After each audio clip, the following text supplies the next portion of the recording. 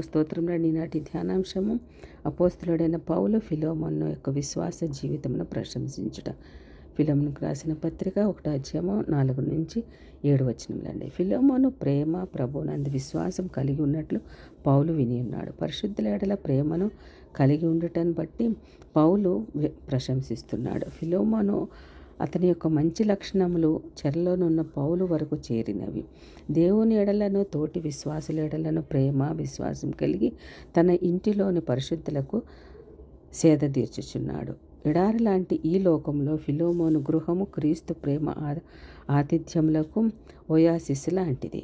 అందుకనే ఫిలోమోను ఇల్లు సంఘ ఆరాధనకు నిలయమైనదని, తన కుటుంబమును ఇంటిని దేవుని ఆలయముగా మార్చిన వ్యక్తి అని, తండ్రి అయిన దేవుని నుండి ప్రభువైన యేసుక్రీస్తు నుండి కృపా సమాధానములు కలగాలని ఆశీర్వదిస్తున్నాడండి.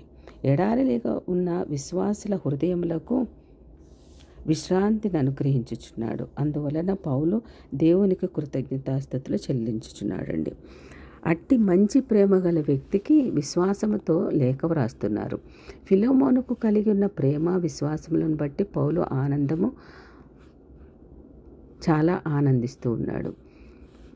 పౌలు అపోస్తులునిగా ఫిలోమోనుకు ఆత్మీయ తండ్రిగా ఏదైనాను అధికారయుతంగా అడిగి పొందుకునే హక్కు కలిగి ఉన్నాడు.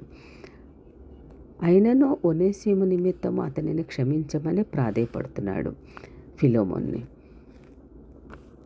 పౌలు ఒనేసిమును గురించి అభ్యర్థిస్తూ అతనిని గురించి మునుపు నీకు నిష్ప్రయోజనమైన వాడే కానీ ఇప్పుడు నీకును నాకును ప్రయోజనకరమైన వాడని తెలుపుచున్నాడు. పనికిరాని వాడు క్రీస్తుని ఎరిగిన తరువాత ప్రయోజనకరమైన వాడుగా మార్చబడ్డాడు.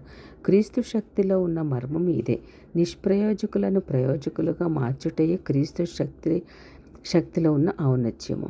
అంత మాత్రమే కాదండి, ఒక బానిస గురించి పౌలు గారు నా ప్రాణము వంటి వాడు అని తెలిపి అతనిని నీ యొద్దకు తిరిగి పంపితనని తెలుపుచున్నాడు. ఒనేసిమును గురించి పౌలు నా బంధకములలో నేను కనిన నా కుమారుడు అని సంబోధించడంలో పౌలు చెరసాలలో సువార్త ప్రకటన ద్వారా ఒనేసిము క్రీస్తును అంగీకరించి ఉండవచ్చు, రక్షకుడని తెలుసుకుని ఉండవచ్చు. పౌలు బోధ ద్వారా కనిన కుమారుడు అతనిని తిరిగి ఫిలోమోను వద్దకు పంపుచున్నాడండి. పౌలు తీర్పు తీర్చి పంపలేదు.